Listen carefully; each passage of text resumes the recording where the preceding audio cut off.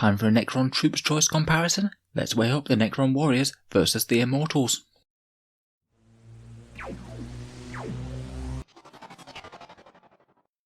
Hello and welcome back to Auspex Tactics, the strategy focused 40k channel where we're all about getting the most out of our miniatures on the tabletop.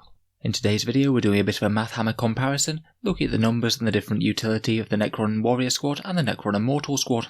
Both units have received some interesting new upgrades in the codex, and with 9th edition's focus on objective secured units, I think it's safe to say that they'll be forming the core of a lot of Necron armies. In the video we'll briefly go over the differences between them, how good they are at shooting various targets at 12 inches and 24 inches, their durability, any additional factors between the two units, and how I think they perform in a couple of different battlefield roles. Before we get started though, every time I talk about Necron warriors, I will try and mention that if you are picking up any of these, then try and pick up the Recruit Edition box set instead of the standard box of warriors. It's near enough the same price, and you also get a Royal Warden and a bunch of Space Marines included.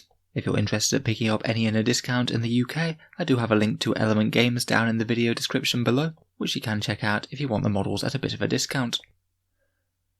So let's get into the actual rules differences between the two units then. First of all, we have the Necron warrior at 13 points. He's toughness 4 and a 4+ save. You can get units of 10 to 20 of them, and they have a built-in special rule where they reroll 1s for reanimation protocols, so it means a few more will stand back up.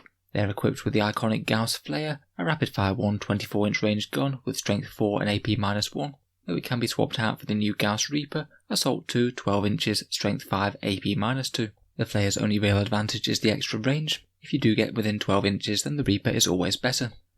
On the Immortal side though, a standard issue Immortal with a Gauss Blaster is 17 points, where it's 19 points for one with a Tesla Carbine. Compared with Warriors, they now have toughness 5 and a 3+ save, though still only have 1 wound. They did also gain an extra attack in the transition to the new codex, so they're a little bit fightier in close combat. The Gauss Blaster is nice and long ranged, rapid fire 1 with a 30-inch range, strength 5, AP -2. And that Tesla Carbine is Assault 2, 24-inch range, strength 5 and AP 0, and you get 2 extra hits when you roll a 6. Let's see how the numbers for these guns stack up then. First of all, if we take a look at the damage profiles for the weapons at 24-inch range, it is pretty much a solid win for the Tesla Carbine no matter what you're firing at, unless you happen to be running up against something that has a 2+ armor save. This table shows the number of wounds inflicted per 100 points worth of the models, so it is weighted for how much they cost points wise. Generally the Tesla wins in the biggest way against light infantry. It's really good at chewing through guard or other Necron warriors with a 5+ or 4+ save, whereas the Flare and Gauss Blaster catch up a bit against anything with a 3+ save. The Reaper won't do anything for you at 24-inch range, but it does mean that you can focus entirely on movement, and you can order your Gauss Reaper warriors to advance and gain a little bit more movement if they're not shooting. I will still say that even though the Tesla is the best, its damage output still isn't absolutely spectacular. For every 100 points worth of Tesla, you're still only round about killing 1 Space Marine Intercessor. In general, the troops' choices are a bit more about sitting on objectives rather than trying to destroy the entire enemy army. If we do manage to get our gun-toting robot skeletons a bit closer though, the damage winner becomes a clean sweep for the Gauss Reaper.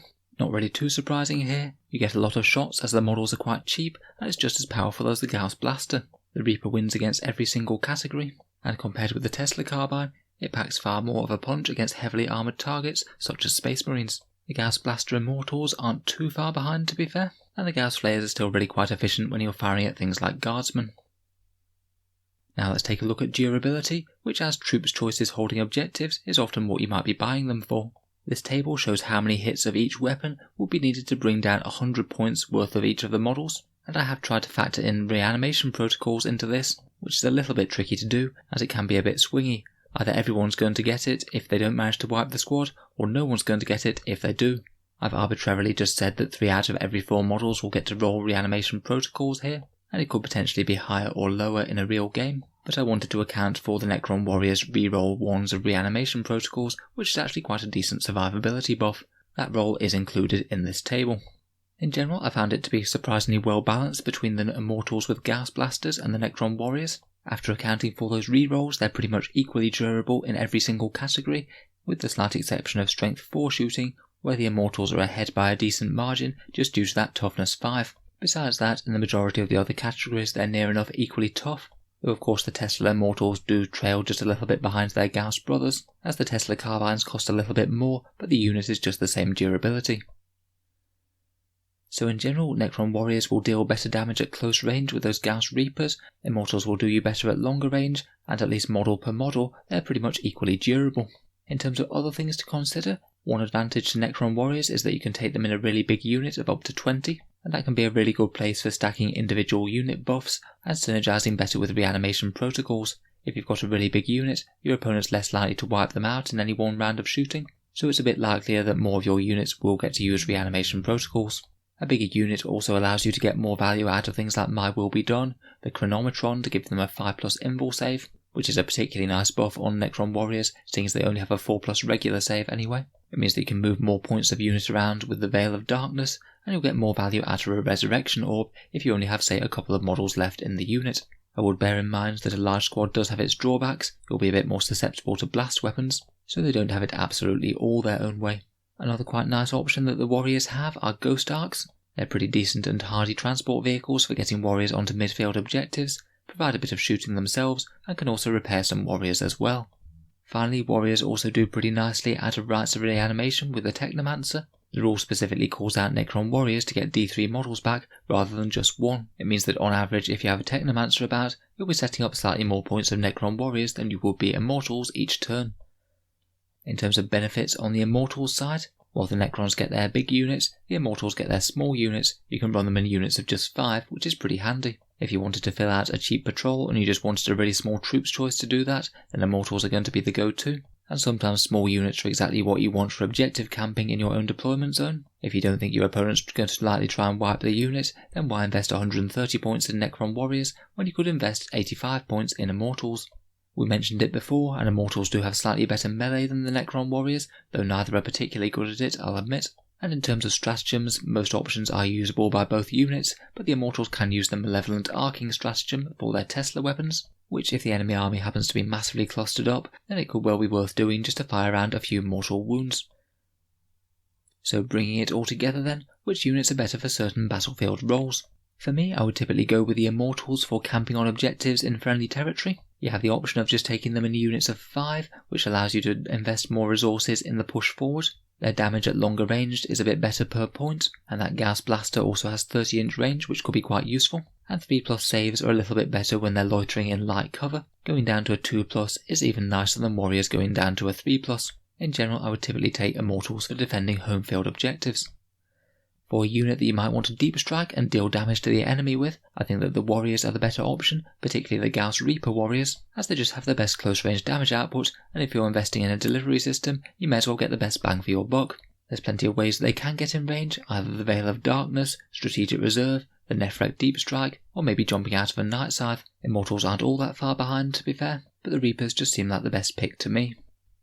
Finally, in terms of a durable unit that's going to want to advance into the midfield to wrest objectives from enemy hands, I think that both units do seem fairly viable for this. I will be quite tempted by 20 strong warrior blobs, backed up with a Cryptek with a Chronometron and maybe a Resurrection Orb somewhere, just to make a really hardy, tough unit that's going to be a real nightmare to put down for the opponent, and most likely chip away with Gauss Flayers as they stalk up the board.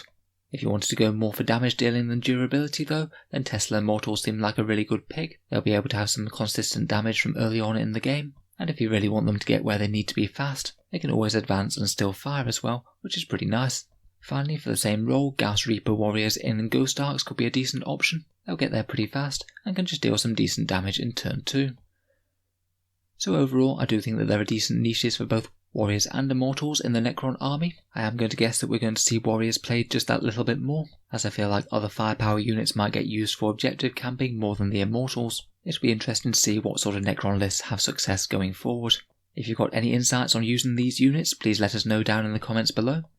And feel free to subscribe to Auspex Tactics if you'd like to see more Necron videos like this one. Finally, if you've enjoyed the video and you'd like to help support the channel, I'd just like to mention that Element Games affiliate link that I have down in the video description. If you live in the UK, then Element Games is a pretty decent third-party retailer that sells pretty much all of Games Workshop's products at a decent discount.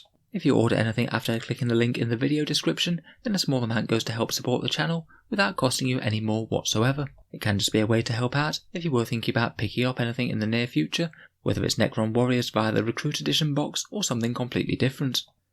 If you live in the USA or Canada, I do also have an Amazon affiliate link down there too. It works in pretty much the exact same way. Click on the link and buy pretty much anything, and a small amount goes to help support the channel. Just something to consider if you do think about buying something on Amazon sometime. In any case, a massive thank you for listening, and I'll hope to see you for more Necron videos next time.